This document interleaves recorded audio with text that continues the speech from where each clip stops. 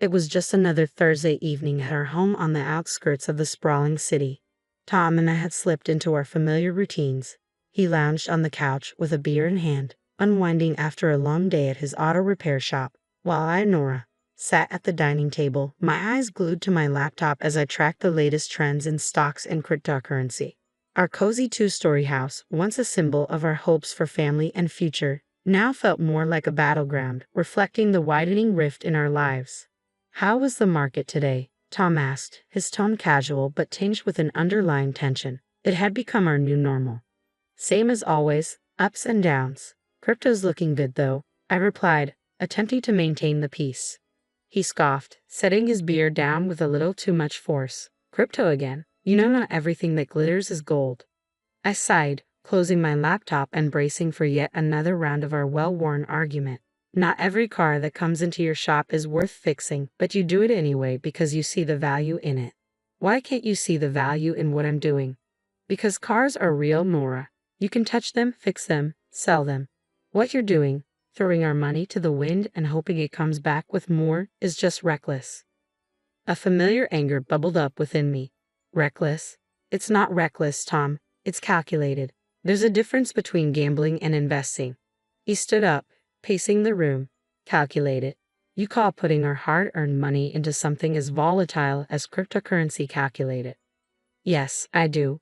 I don't go in blind. I research, I study trends, I make informed decisions. It's no different from what you do with your shop." "My shop is a sure thing, Nora. People always need car repairs. But this is just a phase. What happens when it crashes, huh? What then? We could lose money on any investment, Tom. The shop could falter. Nothing is guaranteed. But we've seen good returns on my investments. Isn't that worth something?" He stopped pacing, running a hand through his hair in frustration. "It's not just about the money, Nora. It's about security. We shouldn't risk everything on a damn coin flip. Why can't we invest more in the shop, expand it? That's a real, tangible way to grow our money." "Are you suggesting we put all our eggs in one basket? What if something happens to the shop?" "Diversification is key. That's investing 101. He shook his head, the gap between our perspectives widening even further. "Sure, diversification, but into something stable, not this digital fairy dust." I stood up, feeling the need to defend my choices and my independence. "You know, for someone who runs his own business, you're surprisingly close-minded. And you're surprisingly stubborn." He shot back. "All I'm saying is we could be using that money to build something lasting, something we can see and touch, not just numbers on a screen." The conversation was going nowhere, as it often did. "Let's just agree to disagree, okay? I won't criticize how you run your shop if you don't criticize my investments," I stated firmly. Tom sighed, the fight visibly draining from him. "Fine, but just remember, Nora, when all this blows up in your face, don't say I didn't warn you." The tension between us wasn't the only strain in our lives. His family dynamics added another layer of complexity.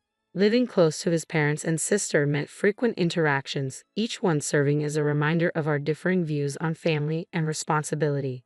It was a Sunday afternoon when Tom suggested we visit his parents. The idea alone made my stomach knot. It wasn't his parents I minded. It was Sarah, his sister. Her lifestyle and choices were a constant source of bewilderment for me. "Come on, Nora. It's been ages since we've seen them, and Mom's been asking about you. Besides, Dad is fighting cancer," Tom pressed, noticing my hesitation. "Yeah, I bet Sarah's missed me too," I muttered, my sarcasm not lost on him. "Look, I know you two don't see eye to eye, but can't you just, I don't know, try for me?" Sighing, I finally agreed. "Fine, but I'm not staying if she starts on one of her shopping spree stories." When we arrived, we found Sarah already there, flaunting her latest designer bag. The air of superiority she exuded was like a heavy perfume, instantly grating on my nerves. "Look at this. Just got it yesterday. Isn't it fabulous?" she gushed, barely acknowledging our presence. "It's something," I managed to say, biding my time. Tom's mother, oblivious to the tension, ushered us inside. "Nora, dear, so glad you could make it. You two should visit more often." The afternoon dragged on, with Sarah dominating the conversation as she recounted her latest vacation and shopping exploits. I struggled to keep a neutral expression, engaging only in minimal conversation, but my patience was wearing thin. "So, Nora, still playing with your stocks and bits?" Sarah sneered, her tone dripping with disdain. "It's called investing, Sarah. You should try it sometime instead of blowing your money on things you don't need. I shot back, my annoyance finally breaking through. Tom shot me a warning look, but it was too late. Investing. Please. Like gambling on the internet is anything to brag about. At least when I spend my money, I have something to show for it. I shot back, unable to hold my tongue. Something to show until it goes out of fashion next season. That's enough, both of you, Tom's father interjected, his tone stern. We're here to enjoy each other's company, not to argue about whatever this is. The rest of the visit passed in an uncomfortable silence. As we left, Tom couldn't contain his frustration any longer. Nora, why do you have to provoke her? Can't you just let it go for one afternoon? Me provoke her? She's the one who started it with her snide remarks. I'm not just going to sit there and take it, Tom. Sometimes I wish you'd try a little harder for the sake of peace. Try harder. I'm not the one splurging on luxuries and flaunting them in everyone's face. Why doesn't anyone tell her to stop acting like a spoiled brat? Because she's family, Nora. We look out for each other, even if we don't always agree with what they're doing. That's just it, Tom. Looking out for each other is one thing, but enabling bad behavior is another. There's a difference, and it's about time someone pointed it out to her. Tom sighed, weariness evident in his voice. I know, but what can we do? She's set in her ways, and Mom and Dad aren't going to change how they treat her. It's not just about Sarah, Tom. It's about us too. How are we supposed to plan for our future when there's always going to be this financial black hole in your family? We'll figure it out, Nora. We always do. Then the news hit us like a freight train. Tom's dad, Mr. Harrison, had lost his battle with cancer. It felt surreal. One moment, we were discussing treatment options, and the next, we were plunged into mourning. Amidst the shock and grief, Sarah took charge of the funeral arrangements. It wasn't long before she dropped a bombshell on us about the cost. Sitting in our living room, it felt like a storm cloud had settled over Tom's head as he relayed what Sarah had told him. Nora, Sarah says the funeral is going to cost $60,000. She's expecting us to chip in half. I nearly choked on my tea. $60,000? That's insane. Are we funding a funeral or a royal wedding here? Tom's face darkened, his eyes narrowing. Now's not the time, Nora. This isn't about the money. It's about giving my dad the send-off he deserves. But $60,000? There has to be a mistake. It's too much. Tom's voice rose, and I could see the vein in his forehead beginning to pulse. My dad has just died, Nora, and here you are haggling over pennies. What's wrong with you? I flinched at his harshness. I'm not haggling, Tom. I'm just shocked. We never even spent that kind of money on our own house. Tom stood up abruptly, his chair scraping against the floor. You know what? I don't need this. I don't need you telling me what's too much for my own father's funeral. If you can't see past your damn spreadsheets for once, maybe you should just stay out of it. The hurt from his words cut deep, but I swallowed my retort. This was grief talking, not my Tom. I'm sorry, Tom. I'll transfer the $30,000 to Sarah. This is a lot to process. Tom paced the room, hands buried in his hair, a gesture of frustration I'd come to recognize over the years. Yeah, well, it's not just about the money, Nora. It's about doing right by him. And if that means paying whatever it costs, then so be it. When I confirmed the transfer to Sarah, Tom barely acknowledged it, lost in his own world of grief and anger. The distance between us felt like miles, not just the few feet of our living room as we walked into the funeral agency.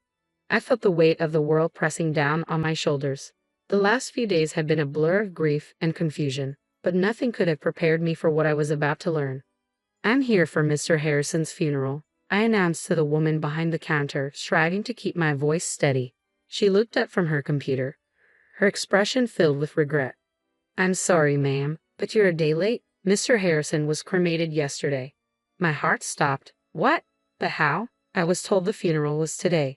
She shook her head gently, her eyes brimming with sympathy. The family requested to move the date forward. I'm very sorry for your loss and for the confusion. I stood there, dumbfounded, my mind racing. How could Tom not tell me? Why had I been left in the dark about such a significant change? Fuming, I dialed Tom's number, my fingers trembling with anger and disbelief. Tom, why the hell didn't you tell me the funeral was moved? I just showed up like an idiot, only to find out I missed everything. His voice was cold and detached. Because I didn't think you cared, Nora. All you've done is complain about the costs and question every decision. Why would I think you'd want to be there? Because he was my father-in-law. Because I'm your wife. How could you just exclude me like that? My voice cracked, a mix of hurt and fury bubbling to the surface. Well, maybe not for long, he shot back, bitterness seeping through the phone. What's that supposed to mean? My heart sank. I'm done, Nora. I can't do this anymore. I can't be with someone who is so indifferent. You're more concerned with your bitcoins and shares than with this family. I've got the divorce papers ready. His words hit me like a slap in the face. Divorce? Was he serious? You're kidding, right? Over this? Tom, we can talk about it. We can work things out. No, Nora, it's too late. The house is going up for sale. We'll split everything and go our separate ways. That was it. I was speechless, the reality crashing down on me. This wasn't happening. It couldn't be. Stunned, I wandered back to the parking lot just as Sarah pulled in, driving a brand new luxury car. The sight made my blood boil. Nice car, Sarah. Where'd you get the money for this? Inheritance, she replied, her smile failing to reach her eyes as she tossed her hair back. Yeah, something like that. Dad left me a little something. The casual way she mentioned her father, coupled with the shopping bags in her hands and the absence of any sadness on her face, was infuriating. A little something, huh? Looks like mourning is treating you pretty well.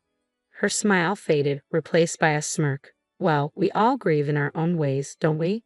Some of us invest in stocks, and some of us invest in cars. I clenched my fists, the injustice burning inside me. This was all wrong. Tom and I were falling apart, and here was Sarah, benefiting from the chaos. Enjoy the car, Sarah. Looks like it costs a pretty penny, or should I say a pretty dollar. She laughed, a hollow sound that echoed in the empty parking lot. Oh, Nora, always so concerned about the money. Don't worry, it's all been taken care of. I watched her walk away, her laughter lingering in the air like a bitter reminder. The man I loved wanted nothing to do with me or the family, and the world felt like it was crumbling around me. I had tried to be a part of everything, but the reality of it all was showing their true colors. The days following the funeral felt like navigating through a thick fog of disbelief and betrayal. The weight of the divorce papers in my bag felt like a boulder, a constant reminder of my crumbling marriage. Yet the sight of Sarah's new luxury car planted a seed of suspicion that I couldn't shake. Determined to get to the bottom of it, I decided to visit the funeral home, hoping to uncover some answers. As I walked through the door, a mix of suspicion and resolve fueled my steps. It felt surreal to be here under these circumstances, but I needed clarity. The place was quiet, the air thick with solemnity fitting for its purpose. At the reception desk, I recognized a familiar face from my past. Jackie, a high school classmate who had ended up in this unexpected role. Jackie, I exclaimed, perhaps a bit too loudly for this somber setting. I didn't know you worked here. She looked up, surprise flashing across her face before recognition took hold. Nora? Wow, it's been ages. What brings you here? Is there something I can help with? I took a deep breath, steeling myself for the conversation ahead. Yeah, actually, it's about my father-in-law's funeral. I heard it was arranged here. Jackie's expression shifted to a more professional demeanor, though curiosity still sparkled in her eyes. Sure, let me pull up the details. Give me a sec. As she typed away, I fidgeted, the gravity of the situation weighing heavily on me. When she found the record, her brows furrowed. Okay, here it is. The service was pretty standard. Cremation was requested. They kept things simple. The total came to $5,000. My heart sank. $5,000? But that's not what we were told. We paid $60,000, or at least we were led to believe that's what it cost. Jackie paused, concern etching her features. That's a huge difference. It was Sarah who handled the arrangements, right? Everything here was billed at $5,000. No more, she confirmed, and the pieces began to fit together, forming a picture I didn't want to see. Can you print me a copy of that bill? I need proof, I requested, my voice barely steady.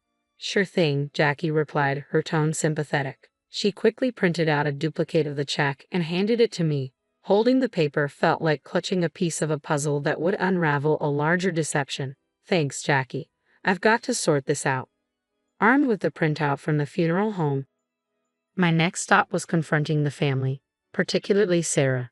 The air felt heavy as I drove to my mother-in-law's house, where I knew they'd all be gathered, probably discussing the estate and the aftermath of the funeral. My stomach churned with a mix of dread and determination. When I arrived, the house was eerily quiet. I hesitated at the door, gathering my courage before stepping inside. The sound of my footsteps echoed through the hallway, announcing my arrival.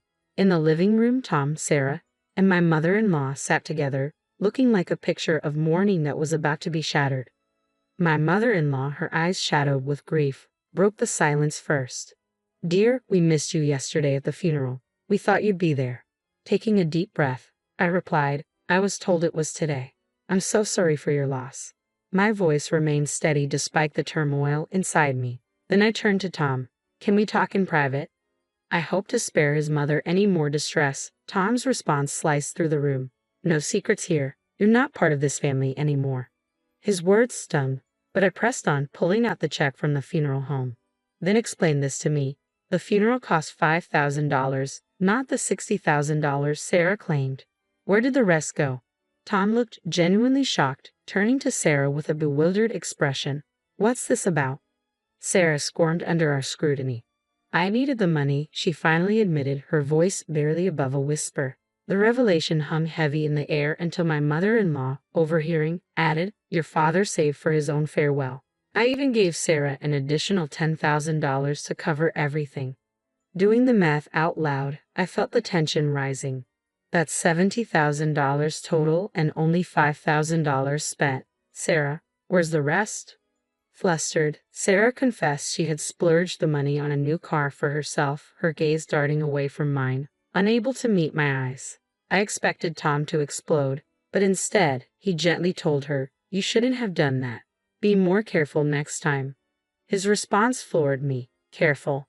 She committed fraud, Tom. And you're okay with that?" Tom's justification left me reeling. "You wouldn't understand. You have no family. You don't get what it means to stick together." That was the last straw. In front of them both, I signed the divorce papers with a flourish. "Sarah, you owe me $30,000. Pay up, or I'm going to the police." Tom's protests followed me out the door, but I didn't look back. I had seen enough and heard enough. The betrayal was complete, and so was my resolve. As I walked away, the finality of my actions settled in. There was no going back, only forward, away from the lies and deceit that had tainted what I once believed to be family. Packing my life into boxes felt surreal, as if I were an observer in my own story. The "for sale" sign outside the house starkly reminded me of the finality of it all. By afternoon, I was settling into a small apartment that felt more like a fresh start than a downgrade. That evening, as I sorted through the remnants of my past life, my phone rang. Tom's name flashed on the screen, a name I no longer felt attached to. I answered, curiosity edging out resentment. "Nora, you need to back off, Sarah." Tom's voice came through, tinged with an uncharacteristic harshness. "Back off?" I laughed, cold and sharp. "Not a chance. She took from me, and I want it back. Your sister is a thief." Tom fell silent for a moment. "She's family. You wouldn't understand." "Family?" I scoffed. "That ship has sailed, Tom. As far as I'm concerned, you and your sister are just people I used to know." He tried to argue, but I cut him off. "Save it. Sarah has 2 weeks to return my money, or I'm pressing charges. And you stay out of it. You're nothing to me now." Hanging up, I felt a mix of sadness and liberation. The man I once loved was now just another obstacle in my path to reclaiming my life. 2 weeks later, a knock at my door heralded the return of my $30,000. Sarah stood there, her posture defiant, a smirk playing on her lips. "Here's your money," she spat, thrusting an envelope into my hands. "Happy now, you money-grubbing witch." I took the envelope, my gaze steady. "It's not about the money, Sarah. It's about principle, about not letting you walk all over people." She laughed, hollow and bitter. "Whatever helps you sleep at night." As she turned to leave, I called out, "Just remember, Sarah, karma's a real pain. What goes around comes around." Closing the door, I leaned against it, the envelope heavy in my hand. The money was a small victory, but the real triumph was standing up for myself, refusing to be a victim of their greed and lies. Life had found a new rhythm, calmer and more predictable. Then, out of the blue, my phone rang, displaying a number I hadn't seen in a while. It was Tom, a voice from a past I had neatly folded away. "Hey, I need a favor." "A big one?" Tom's voice sounded more worn than I remembered. I paused, the suddenness of the call throwing me off. "A favor. Tom, we're past favors, don't you think?" "It's Sarah. She's in deep this time. Debt's up to her eyeballs, and the wolves are at the door. We've sold everything. The house, the shop. It's still not enough. His words took a moment to sink in. And you're calling me? I'm not part of the circus anymore, Tom. He sighed, desperation seeping through his voice. Come on, don't be like that. You got out and made it big with your trading. Can't you spare something for old time's sake? I couldn't believe what I was hearing. After everything, he still saw me as a lifeline for their mess. Spare something for her after she nearly ruined us with her lies? You've got some nerve, Tom. It's not just for her. It's for all of us. You wouldn't be where you're without me. Don't forget that, he countered, bitterness lacing his tone. A laugh escaped me, sharp and short. Where I am is despite you, not because of you. You think I owe you. That's rich. Silence filled the line, heavy and uncomfortable. So that's it then. You're going to turn your back on us. Us? There is no us, Tom. There hasn't been for a long time. And as for turning my back, I think you've got me confused with someone who still cares. Hanging up, I felt a mix of emotions, anger, yes, but also relief. That chapter of my life was truly closed now. Sitting in the living room of my new house, a place I had earned with my sweat and smarts, I realized how far I had come. This was my sanctuary, built not on the shaky grounds of deceit and manipulation but on my resilience and hard work.